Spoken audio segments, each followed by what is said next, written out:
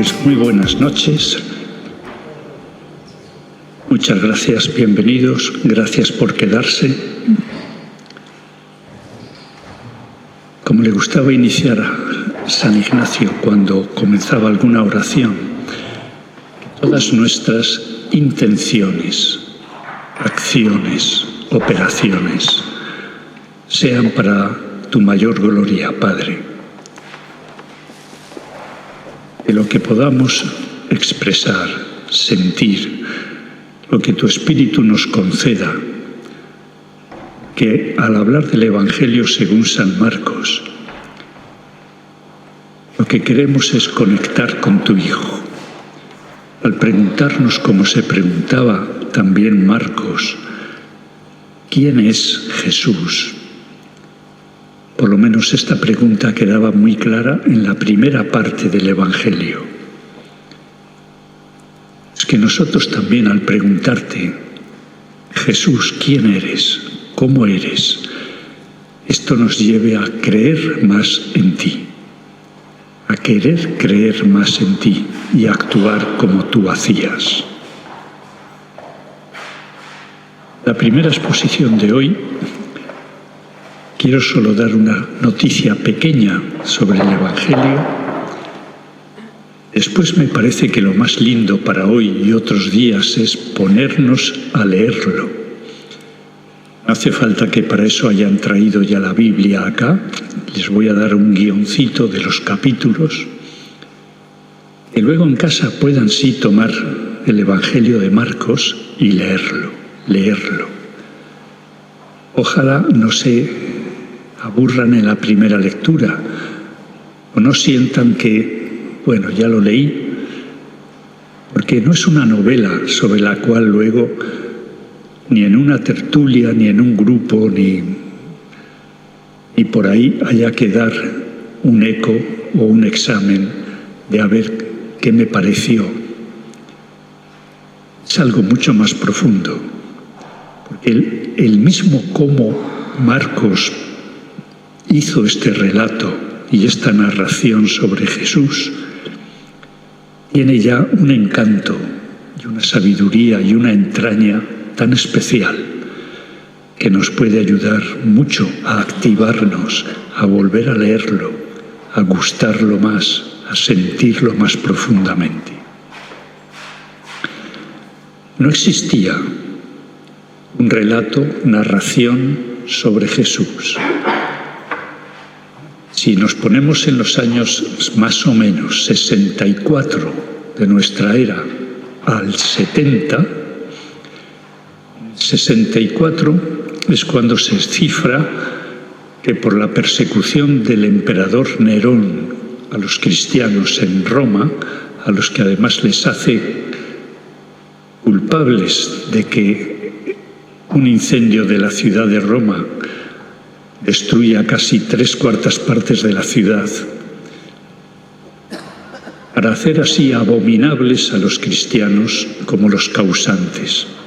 Él y los suyos habían sido los causantes, porque él quería reconstruir Roma de otro modo y tenía recursos.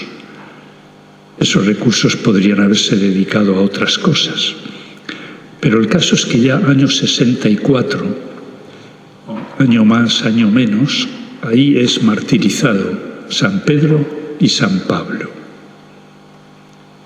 Primeras cartas que tiene San Pablo son entre los años 50 y 60.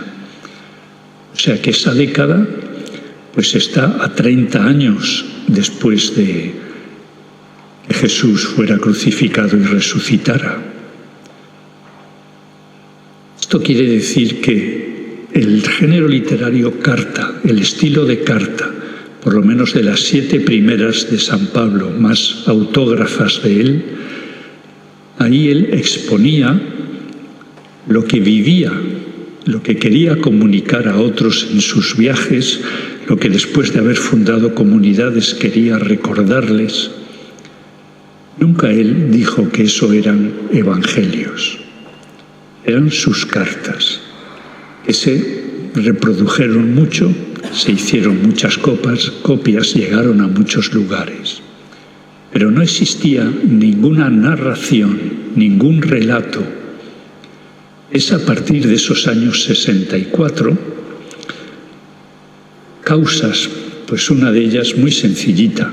Si van desapareciendo los apóstoles fundamentales, que son los que tenían recuerdos de la vida vívida de Jesús, como no haya otros que recojan las historias, se van a perder muchas cosas muy valiosas. Después es que esa generación de los apóstoles va terminando. ¿Quiénes son los que se van a ir preparando para recoger esa herencia? Habrá también que instruirles, que ilustrarles. Después, el año 70, que es la destrucción por parte de los romanos de la ciudad de Jerusalén y del templo, que hace que muchos de los rabinos judíos se vayan a la zona que ahora es Gaza, un pueblo que se llama Yamnia, pero que los cristianos se vayan al otro lado del Jordán, a la zona de la Decápolis, a una ciudad que se llama Pella. Los cristianos quieren, si estamos después del año 70, reconstruir lo más posible todas las tradiciones orales que tenían sobre Jesús, pero que todos esos pequeños núcleos traditivos orales se puedan ir escribiendo. O sea que el campo es grande y las posibilidades de hacer algo lindo y útil muy grandes y necesario. Pero es este Marcos, que en otro momento, para no ocupar todo hoy en estos datos, pues aparece en los Hechos de los Apóstoles,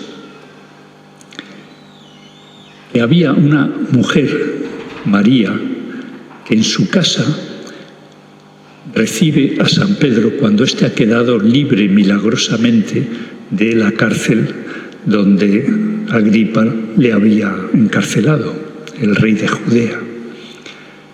Y resulta que él, cuando sale de esa cárcel, al primer sitio que va es a casa de María. Y la casa de María fue para él el primer hospedaje, sobreviviendo dentro de Jerusalén y la clandestinidad que en general muchos de los cristianos tenían.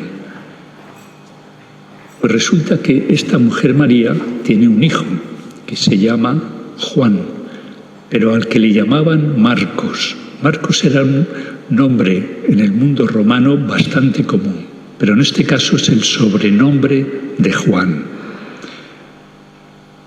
Y en los Hechos de los Apóstoles aparecen varias citas en las que Bernabé y Pablo, para hacer su primer viaje desde Antioquía a Asia Menor, llevan como colaborador y ayudante a Juan, de sobrenombre Marcos. La tradición luego va diciendo que este es el evangelista.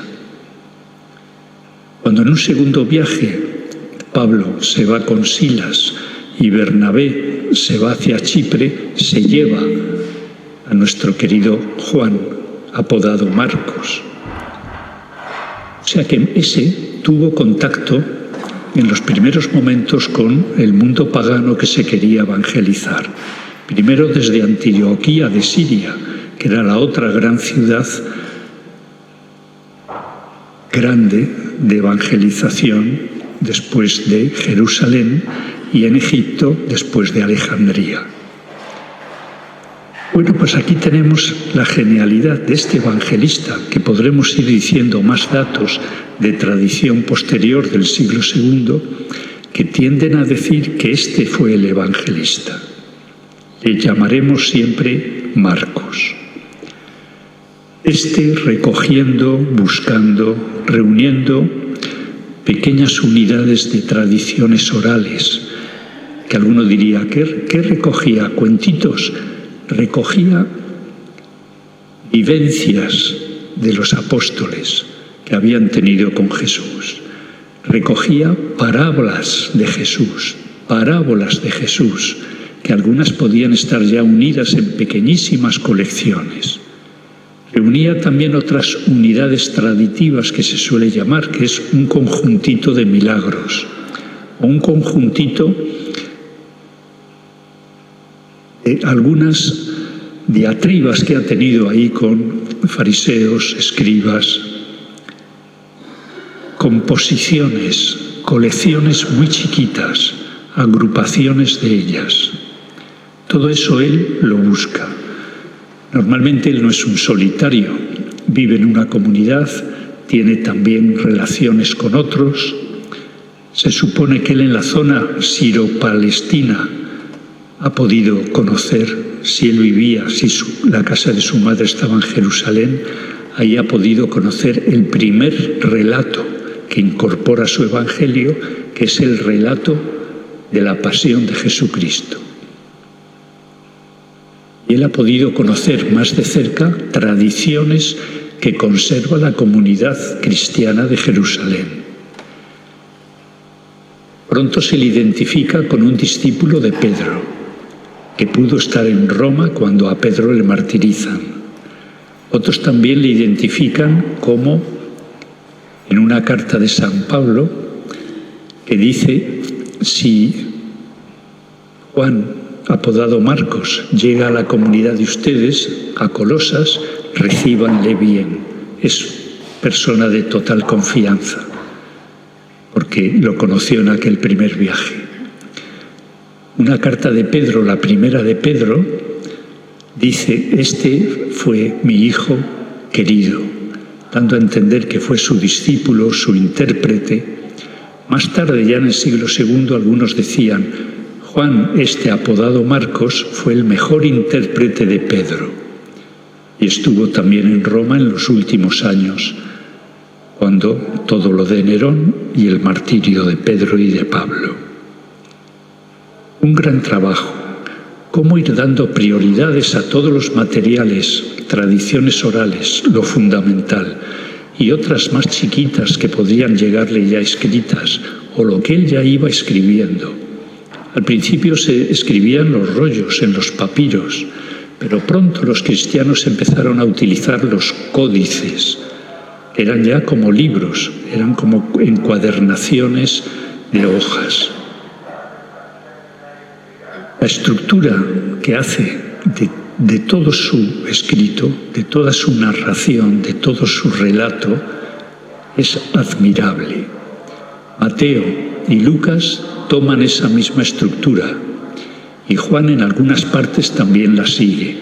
En algunos momentos se creyó que este era un evangelio pequeño, pequeñajo, que no traía demasiadas cosas, que no cuidaba tampoco la lengua griega de una manera tan primorosa como el evangelio de Lucas, que el griego que utiliza Marcos es un griego más normal, diríamos vulgar, el de la koiné, así se llama esa manera de escribir, de hablar el griego normal, koiné.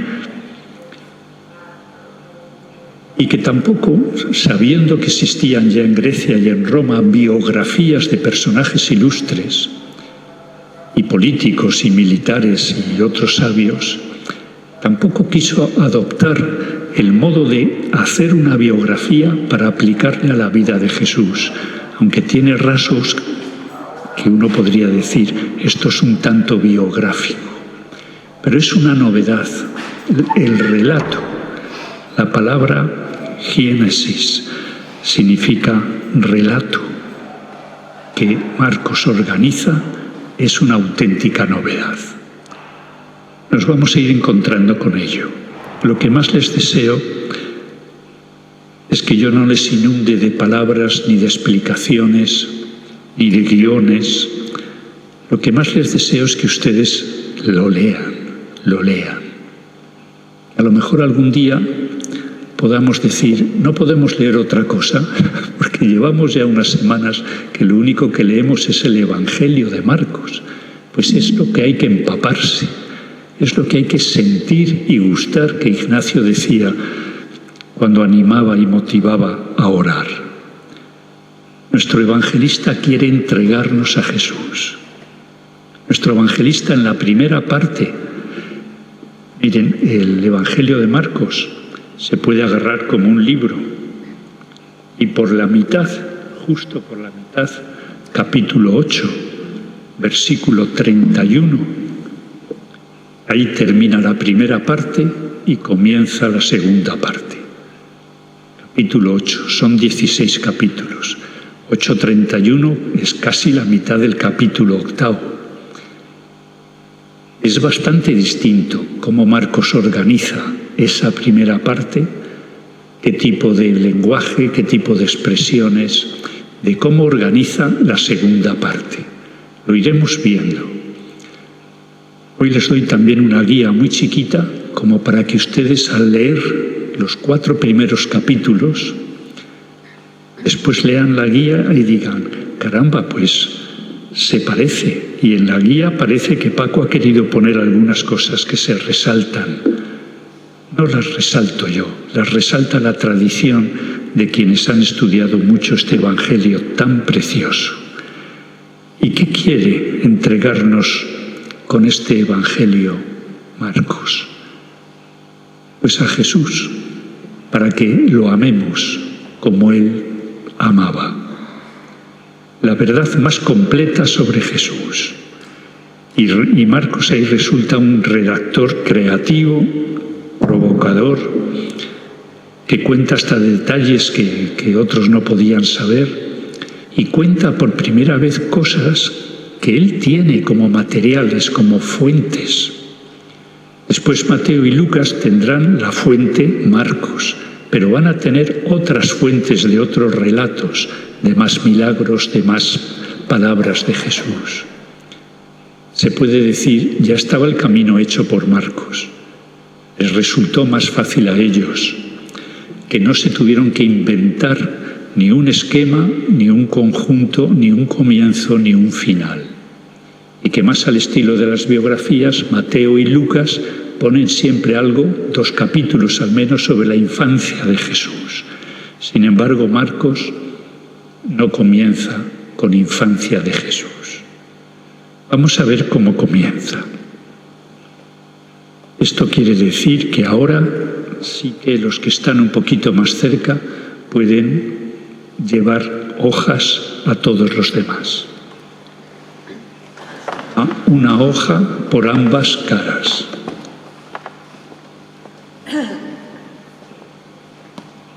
Grupitos de 10, o sea que llegue, yo creo que llega.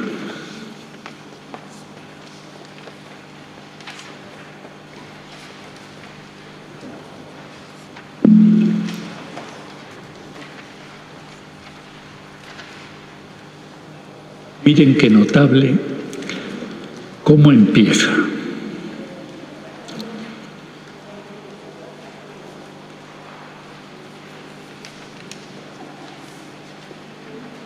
La hoja tiene por una cara unos grupos y por la otra cara está más llena de texto. Es un resumen de los 4 primeros capítulos. ¿Qué ocurre en la primera cara? Muchas gracias. Y al final alguien quiere llevar alguna hoja más para familiar, amigo, aquí sigue habiendo. Dice, predicación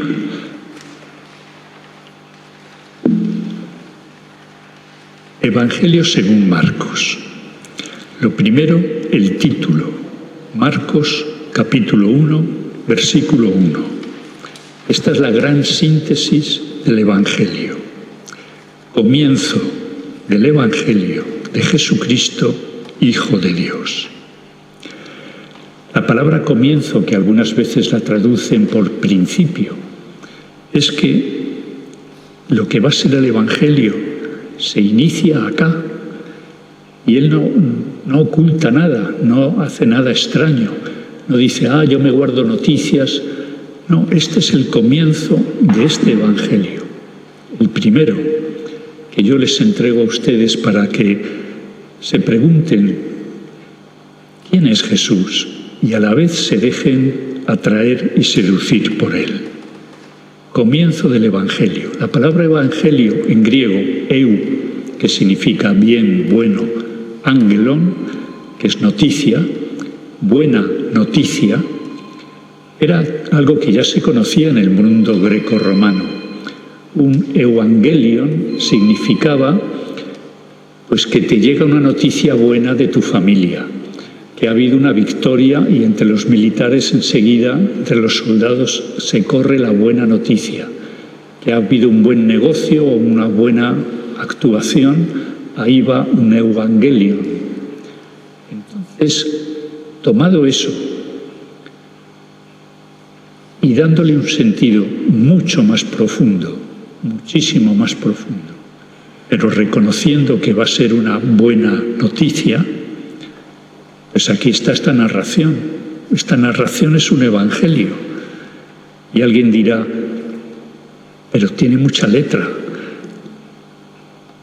Recién en 1500 y algunas veces en el siglo V se hace de todos los evangelios que se les divide por capítulos y después los capítulos se les divide en versículos.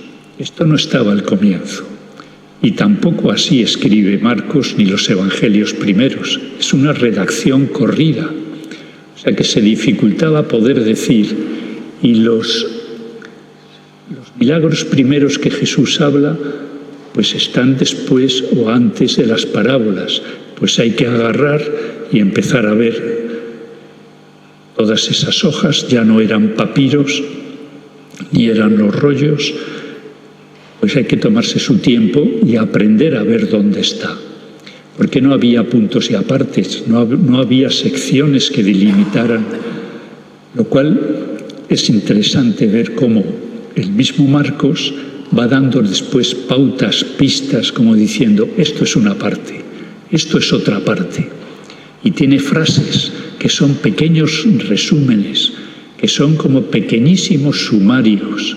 Resumen y sumario son dos palabras que ayudan mucho.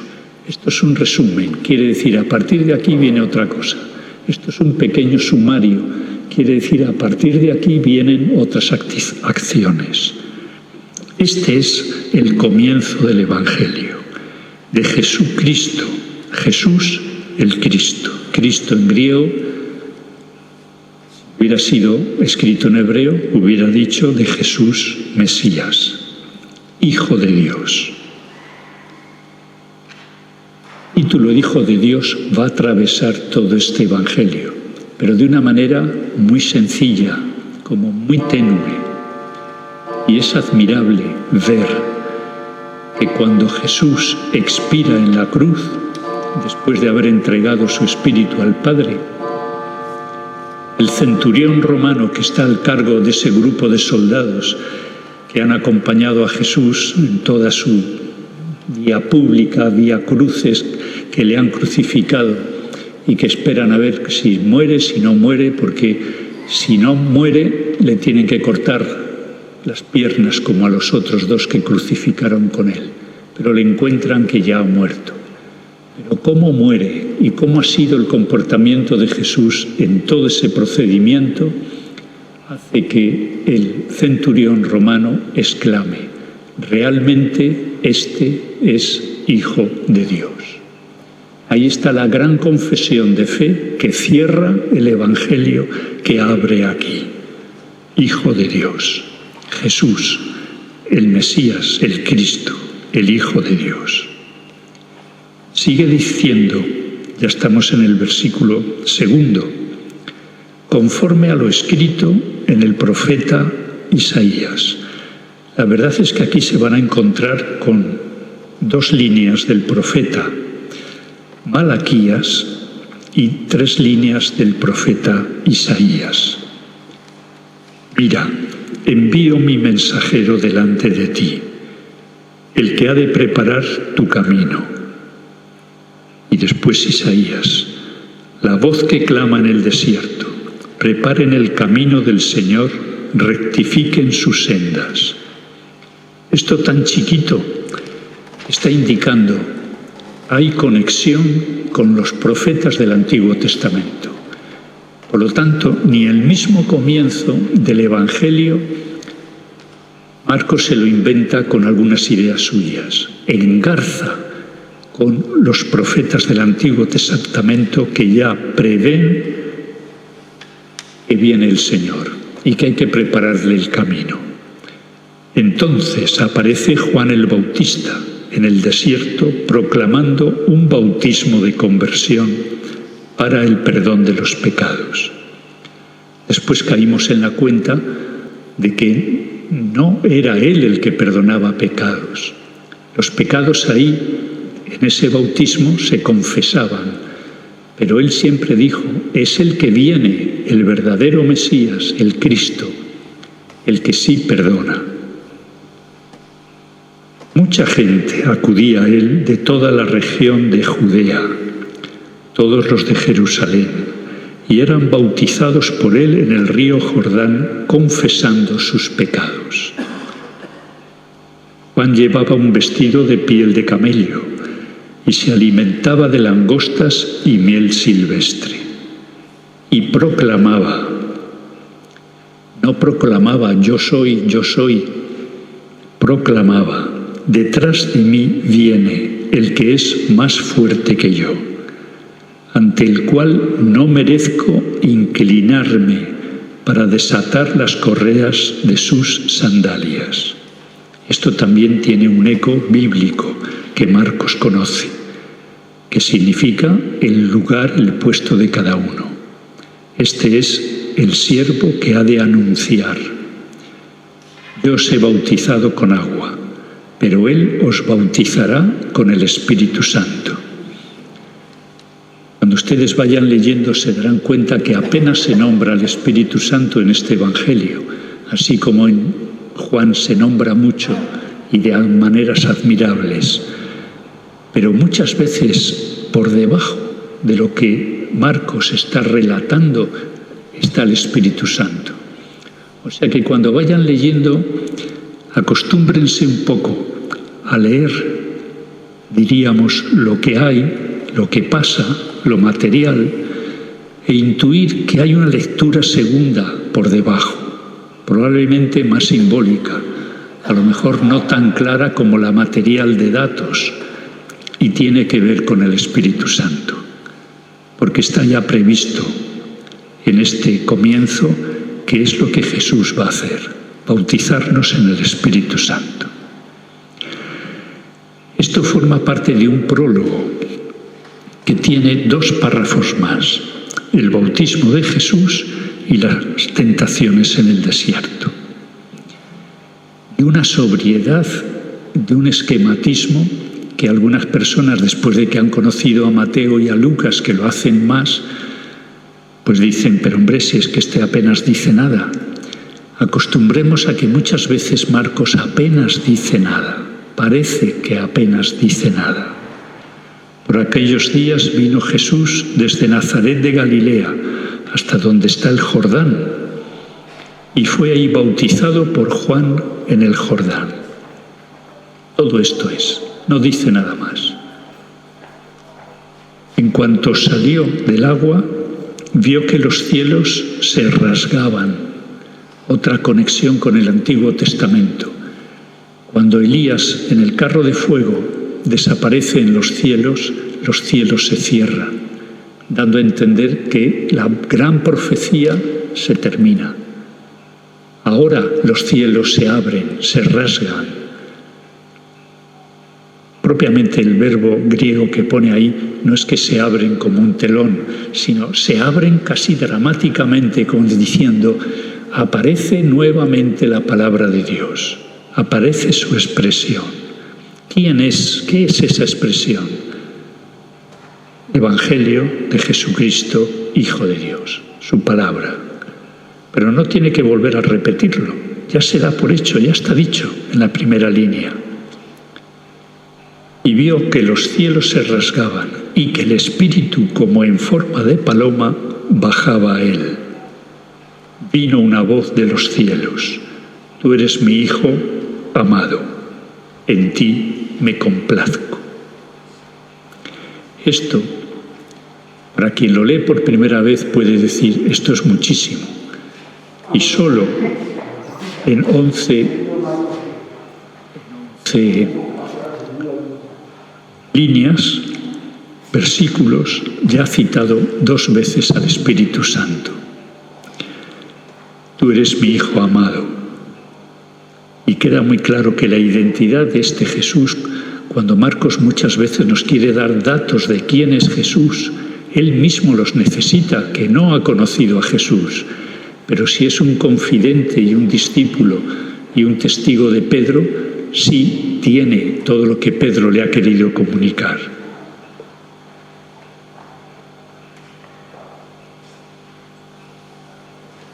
Y a continuación, el Espíritu, 12 versículos, tercera vez que aparece el Espíritu, le impulsa al desierto. Propiamente la palabra es que le empuja con fuerza al desierto. Y permaneció en el desierto 40 días, siendo tentado por Satanás. Claro, después vienen Mateo y Lucas que desarrollan esas tentaciones y ponen 3 en distinto orden. Y entonces uno ya como que se aclara de qué ha sido tentado. Aquí uno dice: caramba, pues esto es una prueba muy fuerte. Y parece ser que este hijo, lo inmediato es que el mismo Espíritu le dice: vamos a pasar una prueba, la vas a vencer porque eres el Hijo y porque además se han abierto los cielos para que tú digas la palabra del Padre. Estaba entre los animales del campo y los ángeles le servían. Otra conexión con el Antiguo Testamento.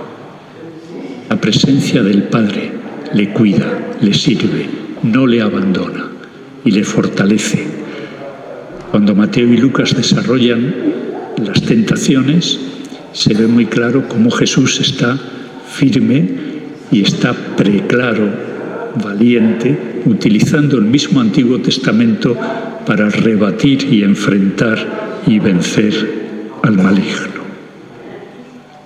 Todo esto, de versículo 1 hasta el versículo 12, 13, es como el prólogo del Evangelio de Marcos, como el prólogo. O sea que en la hoja, que son como 3 grupos solo, ya hemos leído 1/3 del Evangelio de Marcos. El comienzo. ¿Cómo comienza? Pues miren la densidad, la hondura, la sencillez, citando a Malaquías, a Isaías, haciendo presente a Juan Bautista, el bautismo de Jesús, donde no dice nada de Juan Bautista, hazlo, porque así tenemos ni una palabra de más. Puede llegar a ser de tal sobriedad este Evangelio que algunas veces uno se azora como diciendo: no, que me den más datos, que me lo expliquen más. Y Marcos no quiere. ¿Por qué no quiere? O porque no tenía fuentes, porque no tenía relatos anteriores, porque no tenía más tradiciones orales y no tenía otros materiales escritos que incorporar. O si los tenía, ha preferido no ponerlo. Ahí estaremos siempre. Tendríamos que preguntarle y que él nos contestara y nos dijera: pues no lo puse por... ¿Y por qué dijiste esto y los otros que vienen después dicen otra cosa? Pues yo digo esto por...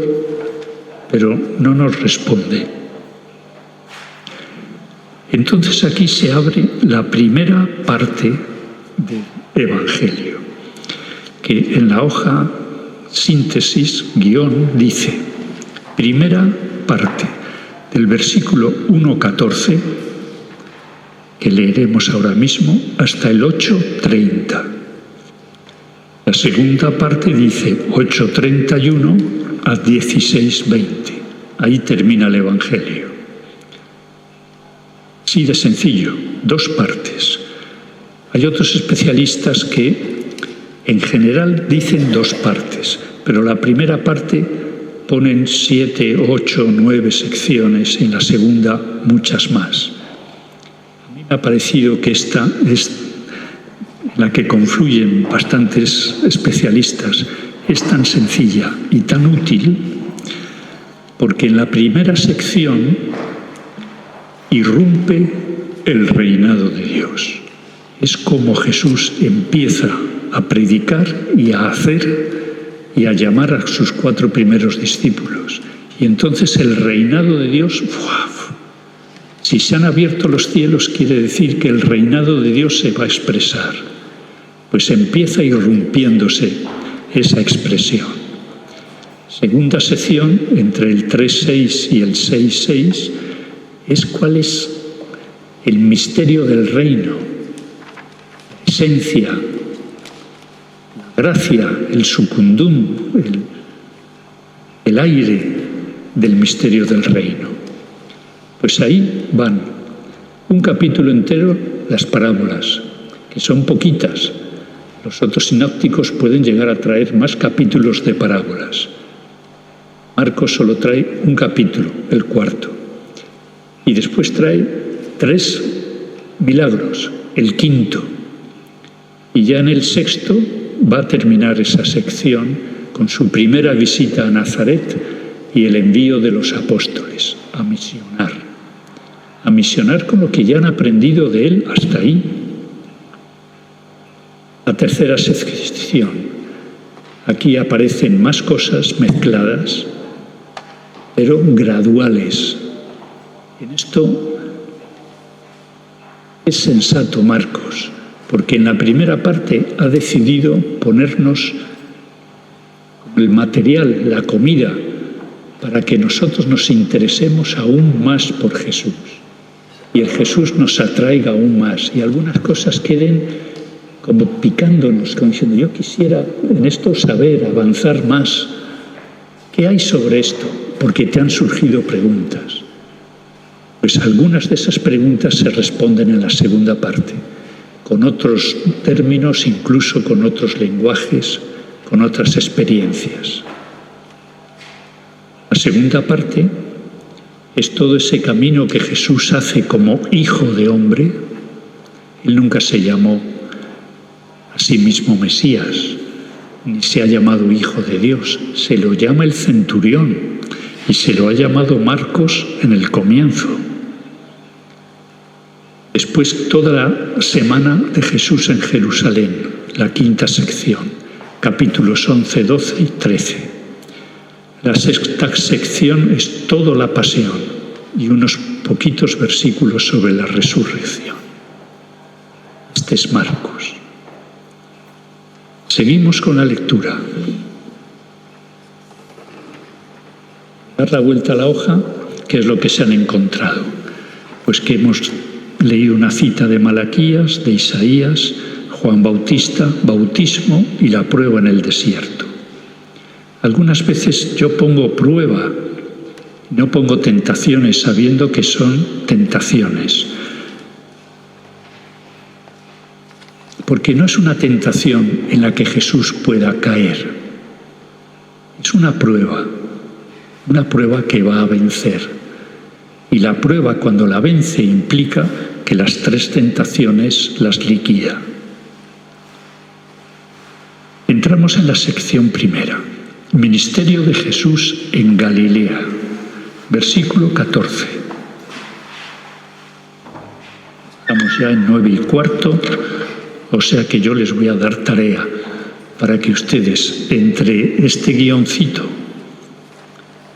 y la lectura, su lectura no se tiene que quedar necesariamente en el capítulo 4.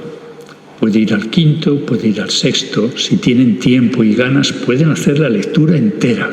Y tú dices, la leí, tendré que volver porque no he memorizado casi nada, pero ya ha habido cosas que me han impactado mucho y otras que digo, ¿qué querrá decir? Y otras dicen, pero ¿cómo pasó eso? Y otras que dan ganas de aplaudir y decir, bien Jesús, bien, adelante. Y otras que te dan ganas de decirles a los discípulos, espabilen, comprendan al Maestro, síganle lo más, cómansele a comprensión y a apoyo. Pueden pasar muchas cosas en esta lectura. Dejen que les pasen muchas cosas.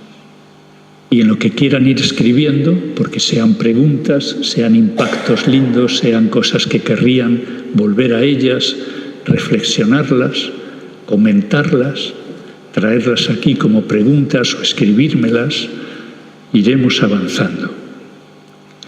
El capítulo primero, cuando se inicia en esta primera sección, es del 1:14 al 3:6. Después que Juan fue preso, marchó Jesús a Galilea y allí proclamaba la buena nueva de Dios. 2 puntos, que no los tendría el original, ni tenía los versículos. El tiempo se ha cumplido y el reino de Dios está cerca. Conviértanse, crean en la buena nueva. Esta es la esencia del Evangelio, que el tiempo se ha cumplido, no sigue el Antiguo Testamento. El tiempo ese se ha terminado y todo lo que han sido predicciones de que llega el verdadero Cristo, el verdadero Mesías, es porque Él trae tiempo nuevo, trae una novedad. Acepten que lo anterior se ha roto y Jesús no va a empezar como a pegar las partecitas y eso ofrecérnoslo como nuevo. Él trae algo nuevo. ¿Qué es lo nuevo que trae Jesús? Ya ha empezado aquí a vislumbrarse. Bordeando el mar de Galilea ya hay una localización. Antes era el Jordán, el desierto, ahora es el mar. Vio a Simón y a Andrés, hermano de Simón, largando las redes en el mar, pues eran pescadores. Jesús les dijo, vengan conmigo y haré de ustedes pescadores de hombres. Al instante les dejó todo, dejaron todo y le siguieron. ¿Qué es pescadores de hombres? Lo de pescadores lo entienden, que en vez de peces, personas. Aquí no dice, pues antes de seguirle empezaron a preguntarle, pero ¿eso qué es? ¿Y eso qué implica? Y Marcos en esto suele ser, casi radical. Dejan, siguen, ya preguntarán. O Jesús ya les preguntará cómo van digeriendo todo esto. Un poco más adelante vio a Santiago, el de Zebedeo, y a su hermano Juan. Estaban en la barca arreglando las redes y los llamó. Y ellos, dejando a su padre en la barca con los jornaleros, se fueron tras él. Algunos dicen que Pedro y Andrés podían ser más humildes, eran ellos dos, que en cambio el Zebedeo, además de estar el padre, había jornaleros que podían estar con mejores recursos. Y empieza acá, ya tiene 4 discípulos, bien prontito, recién comenzado el capítulo primero y la sección primera. Pues Jesús se pone en Cafarnaúm, ya está, no en el lago, Cafarnaúm, la ciudad en la que pareciera que ha estado más tiempo, quitando esa última semana en Jerusalén, y donde ahí habitaba una casa, que ha podido ser en algún momento la de Pedro, la de algún otro discípulo o suya, compartida con discípulos. Llegan a Cafarnaúm. El sábado, que era su costumbre, siempre donde iba, entraba en la sinagoga.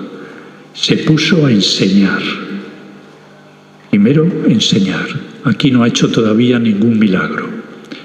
Y quedaron asombrados de su doctrina, porque les enseñaba como quien tiene autoridad y no como los escribas. Si nos fijamos un poquito ahí mismo, en los versículos siguientes, inmediatamente después también unos dicen: es una doctrina nueva expuesta con autoridad. Ya como ha hecho un milagro, dice: este manda a los espíritus impuros y le obedecen, y su fama se extiende por toda la región de Galilea. Pronto llega ya un primer resumen de actividad. Versículo 34, que dice: Jesús curó muchos que adolecían de diversas enfermedades, expulsó muchos demonios a quienes no les permitía hablar. O sea que ha pasado pronto de enseñar, de expresar su doctrina, a hacer ya 2 milagros.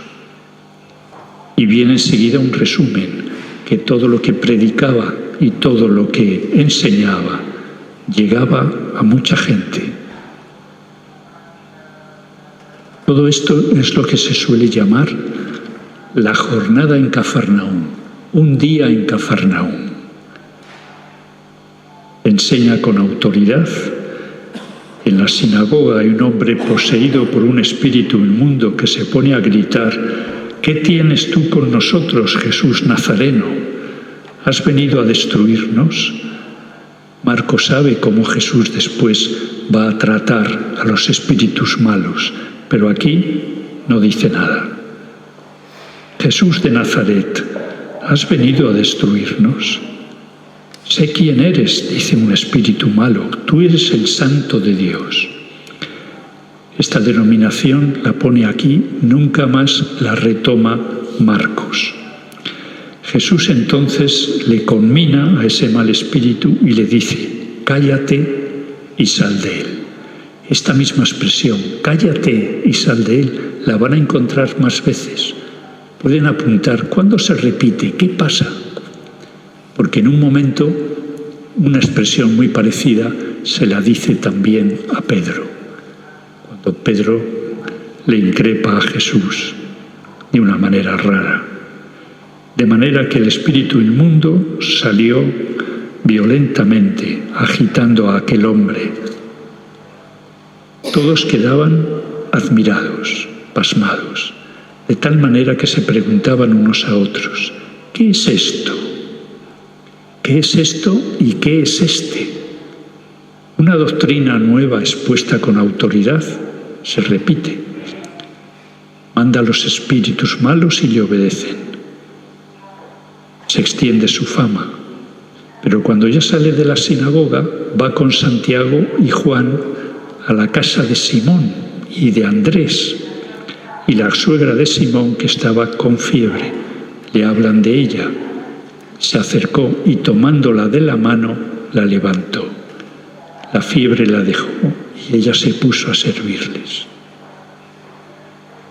Vean en el Evangelio de Marcos las veces que Jesús se acerca a alguien, le toma de la mano y la levanta. Gesto típico de Jesús, de una preciosa actividad de contacto. Y cuando Jesús toca a un leproso, también sabe lo que hace. Él no queda impuro ni queda contagiado. Un poquito más.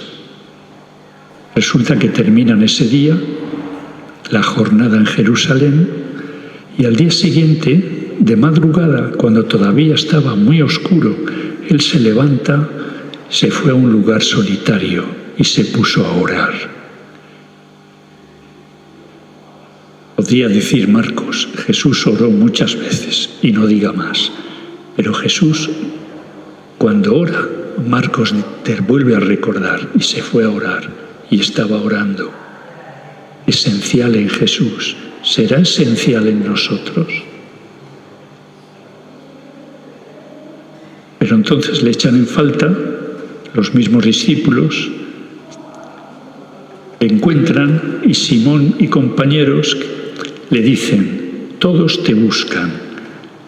Esta es la 6ª vez en que aparece Todavía en el capítulo 1, tu fama, te buscan, te necesitan, te halagan por lo que dices, por lo que haces. Es la irrupción del reino. Está como cosechando alabanzas por todos los lugares por donde pasa. Pero ahí en ese momento Él dice a los discípulos: miren, yo no voy a hacer lo que ustedes quieren, ni voy a hacer lo que quieren en Cafarnaúm. Vayamos a otra parte, a otros pueblos vecinos, para que también allí predique, porque para esto he salido, o he venido del Padre. He salido del Padre y he venido acá. Y recorrió toda Galilea, predicando en las sinagogas y expulsando los demonios. Este es otro resumencito. Quiere decir que aquí viene otra acción. Sí, ahora cura a un leproso. Y cuando un poquito más adelante, y acudían a él de todas partes, significa que ahora viene otra cosa. Sí, cuida a un paralítico.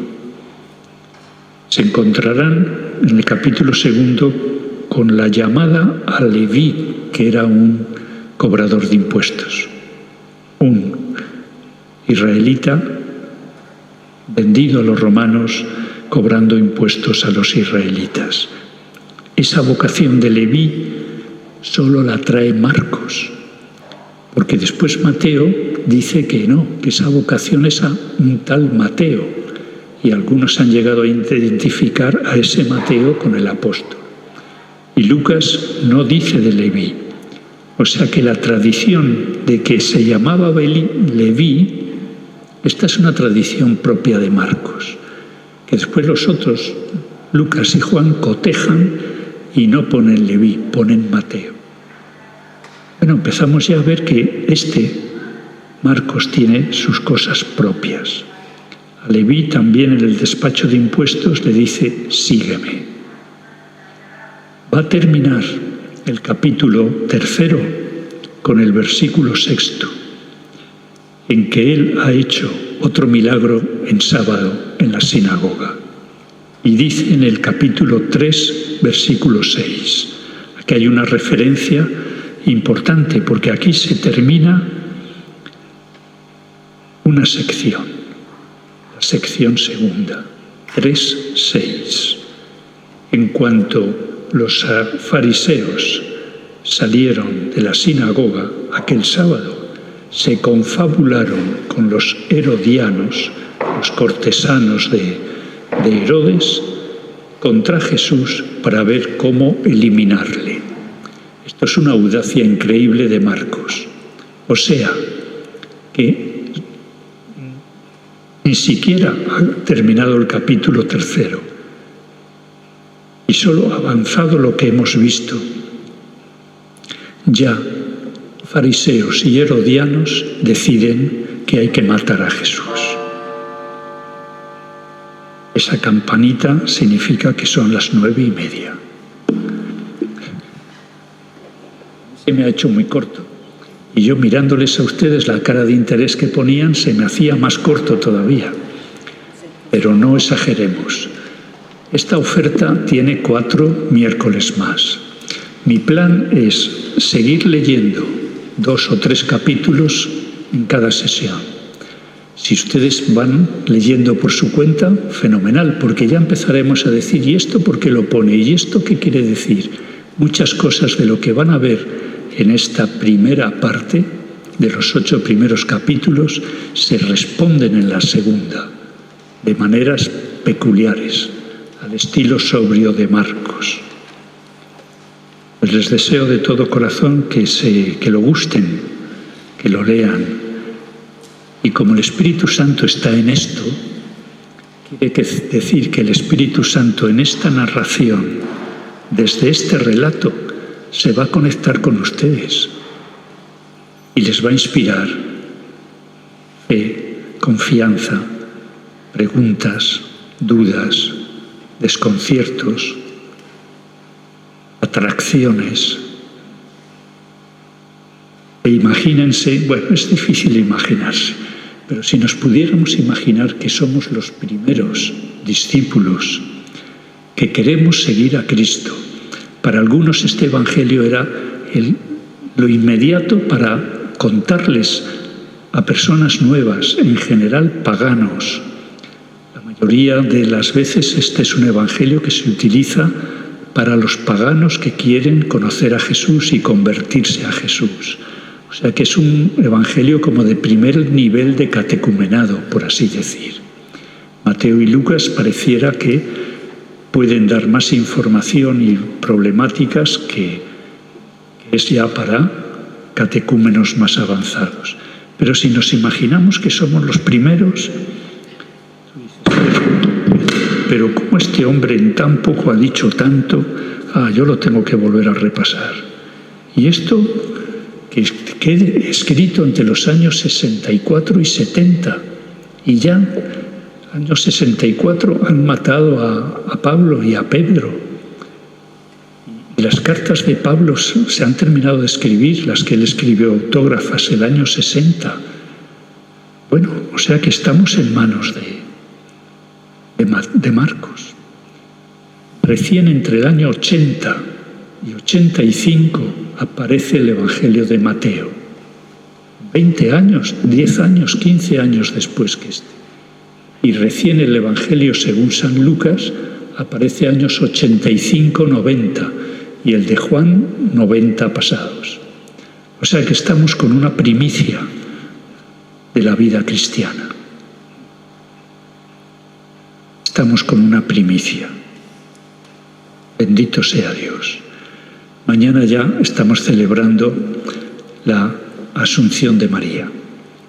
Así es que a ella, Dios te salve María, llena eres de gracia, el Señor es contigo. Bendita tú eres entre todas las mujeres, bendito es el fruto de tu vientre Jesús. Santa María, Madre de Dios, ruega por nosotros pecadores, ahora y en la hora de nuestra muerte. Amén. Buenas noches, que tengamos buena semana. Gracias.